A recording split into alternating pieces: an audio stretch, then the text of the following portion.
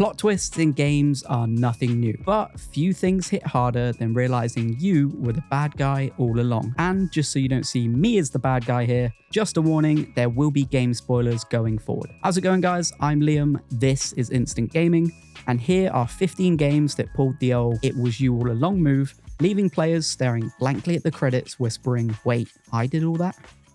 So you knew this one was coming, so let's get it out of the way early. Spec Ops: The Line throws you in the boots of Captain Martin Walker, a Delta Force team leader sent on a reconnaissance mission to search for survivors after a devastating sandstorm has buried Dubai. The goal is to get in, find any surviving members of the US Army's 33rd Infantry, and radio for extraction. Sounds pretty straightforward. Things go left when Walker and his team find evidence of atrocities committed by the 33rd Infantry, and as he begins piecing evidence together and pursuing the villain, his mental state rapidly starts to deteriorate.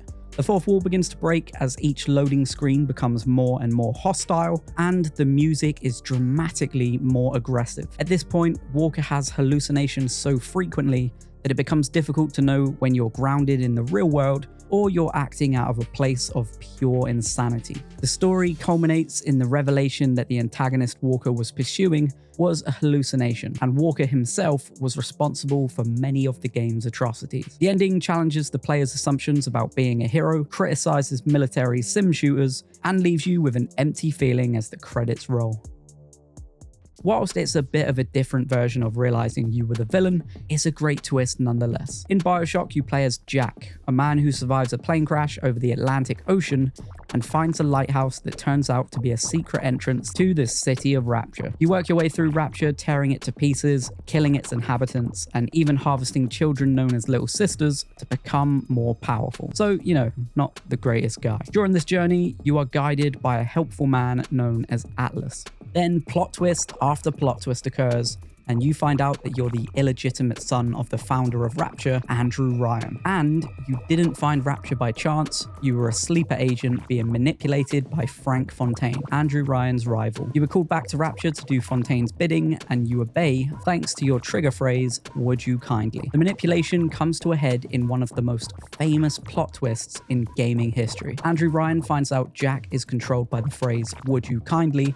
and in a final act of defiance, he tells Jack to kill him. Being under control of the phrase, Jack is forced to obey, confirming his role as a puppet. Afterward, Atlas, who has guided Jack this whole time, reveals his true identity to be Fontaine, and then abandons Jack to be killed by security, forcing him to reckon with his lack of free will. This reveal changes the player's perception of the narrative, framing Jack as an unwilling pawn of the villain rather than a hero who willingly chooses his path. The player's actions and Jack's lack of agency become a central theme of the story.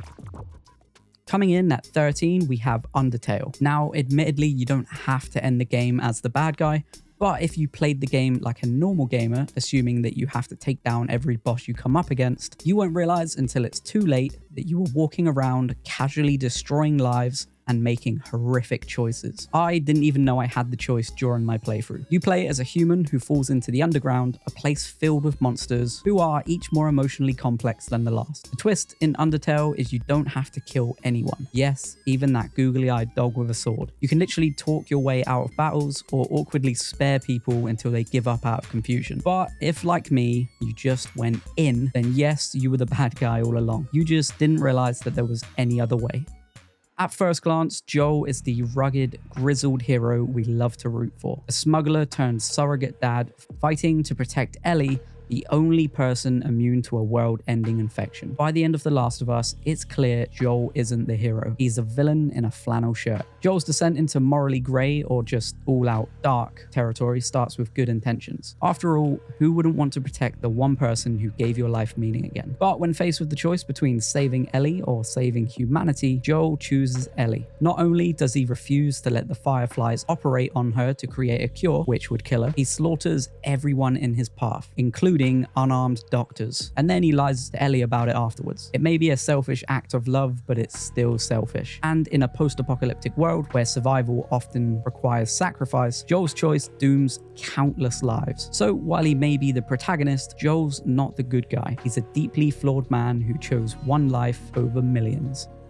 Inside, you start as a nameless boy fleeing a dystopian nightmare, dodging mind-controlled husks, guard dogs, and terrifying underwater creatures. You feel small, vulnerable, and totally out of control. But here's the twist. The deeper you go, the more control you actually gain, until you become something utterly horrifying. By the game's surreal final act, you are no longer just a boy, you become part of a massive, fleshy blob, a grotesque fusion of bodies known as the Huddle. It's disgusting, it's horrifying, and it's you. Once you are the Huddle, you're suddenly unstoppable. You burst through labs, smash guards, and obliterate everything in your path with terrifying power. Remember all those helpless people you saw earlier? Now you are the nightmare. The real horror is you were manipulated the entire time, guided into becoming the monster. Was it your destiny? Were you ever in control? Or were you always meant to unleash chaos on the world? Inside flips the script. You don't fight the monster, you are the monster. And when the credits roll, you're left with one unsettling question. Who was the real villain all along? It was you. In Silent Hill 2, you arrive in the eerie, fog-choked town as James Sunderland, a grieving husband searching for his dead wife after receiving a mysterious letter from her. Pretty spooky. But the deeper you go, the more you realize this isn't just a haunted town, it's a haunted you. James battles grotesque monsters and disturbing creatures that seem tailor-made to his psyche. Pyramid Head, the game's terrifying mascot, isn't just a random horror villain. He's James's own guilt given a giant knife and a creepy metal helmet. The town isn't punishing James for fun, it's showing him the truth he's desperately trying to forget. And that truth? James killed his wife. Yet the letter, the monsters, even the people he meets, it's all a part of a psychological house of horrors designed to force him to face what he's done. And while he might look like a tragic hero on the surface, the real horror is that you're playing as the monster the whole time. Silent Hill 2 isn't just a horror game, it's a guilt simulator in disguise.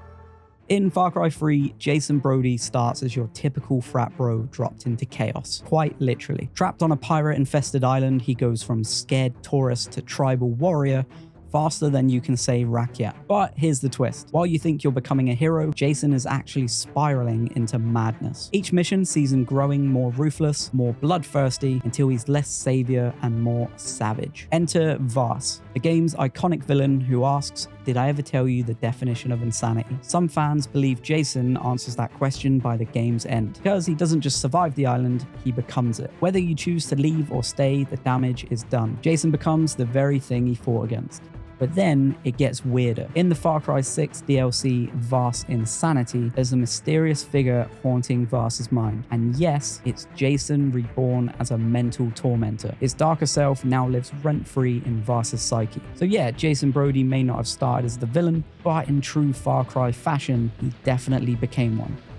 Star Wars Knights of the Old Republic hits you with one of gaming's greatest plot twists. You're not just the hero, you're actually the galaxy's biggest villain.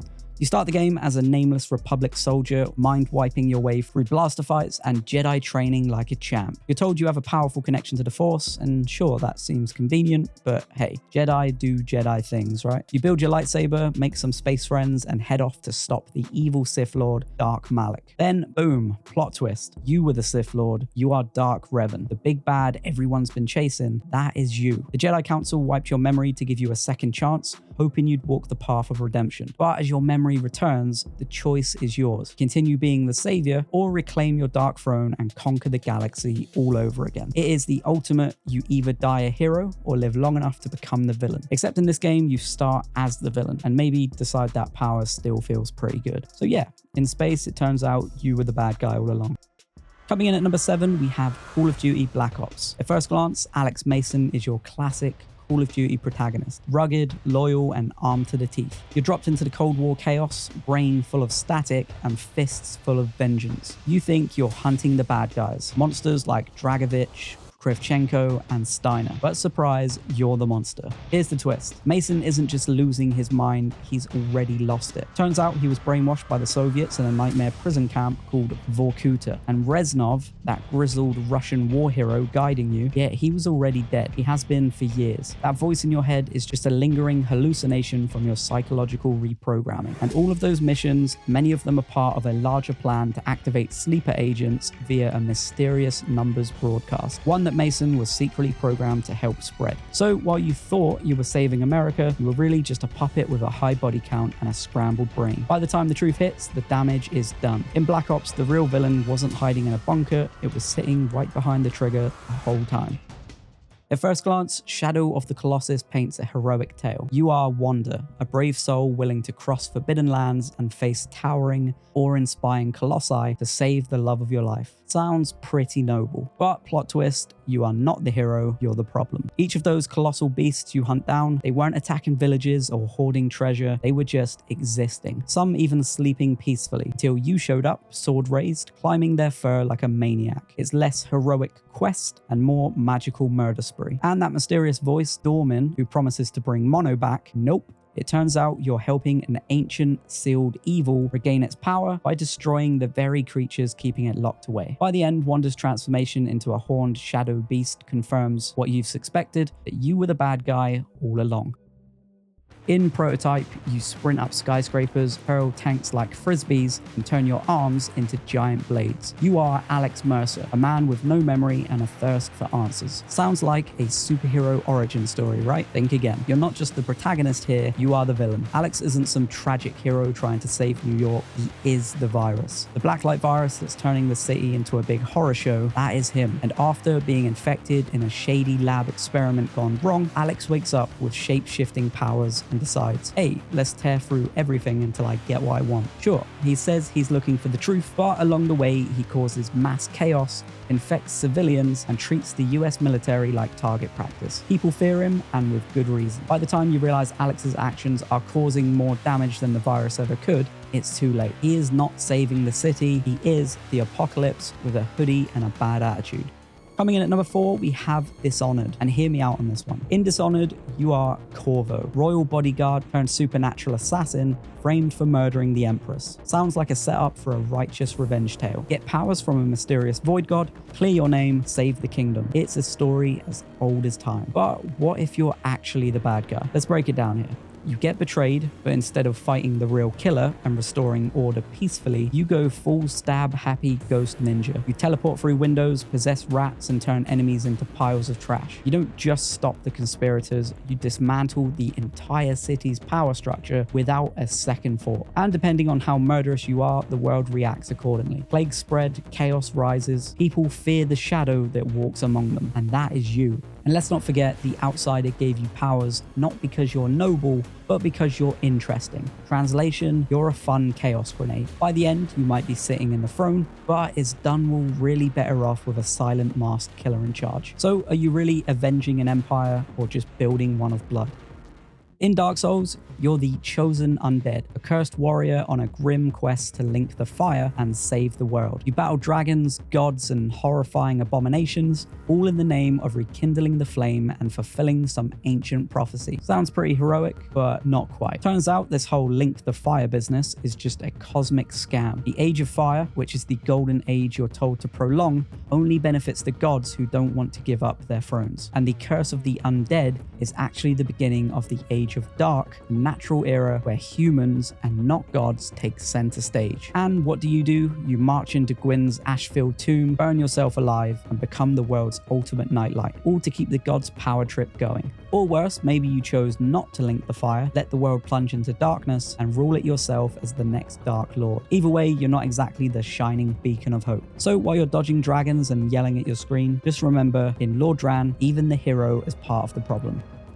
Few games pull off a plot twist as bold and brutally cruel as Metal Gear Solid 5: The Phantom Pain. For most of the game, you believe you're playing as the legendary Big Boss, the scarred soldier turned legend who built his own army to defy the world's powers. You wake from a coma, rebuild Mother Base, and exact revenge on those who wronged you. You are the hero. But in true Hideo Kojima fashion, the rug gets yanked out from under you. That gruff soldier you've been commanding for dozens of hours, he's not Big Boss at all. He is a loyal medic, brainwashed and surgically altered tortured to believe he's the legend himself. You are the Phantom. The real big boss sets you up as a decoy, sending you off to take the fall while he quietly built his empire in the shadows. It's a jaw-dropping twist that turns every noble act, every mission into a moral gut punch. You thought you were saving the world, turns out you were helping the real villain cement his legacy. In Metal Gear Solid 5, the greatest enemy was never Skullface, it was the legend you chose to believe in.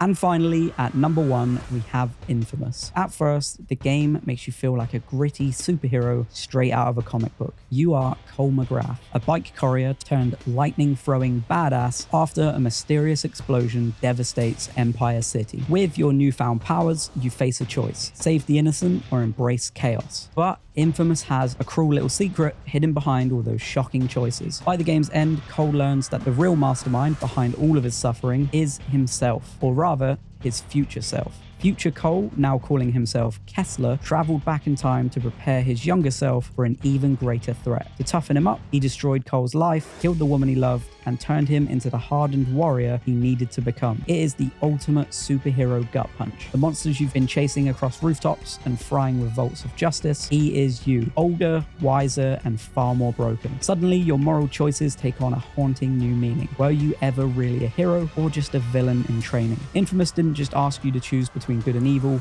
it made you live with the shock of becoming both. And that is 15 games that had you questioning your hero when the credits rolled. Maybe the real villain was the friends we betrayed along the way. So what games are you going to play from the list, or is there one you're playing that I missed? Let me know down in the comments. Now, for all things gaming, don't forget to subscribe to Instant Gaming. You can check out our website for great deals on new releases at instant-gaming.com. And as always, thanks for watching.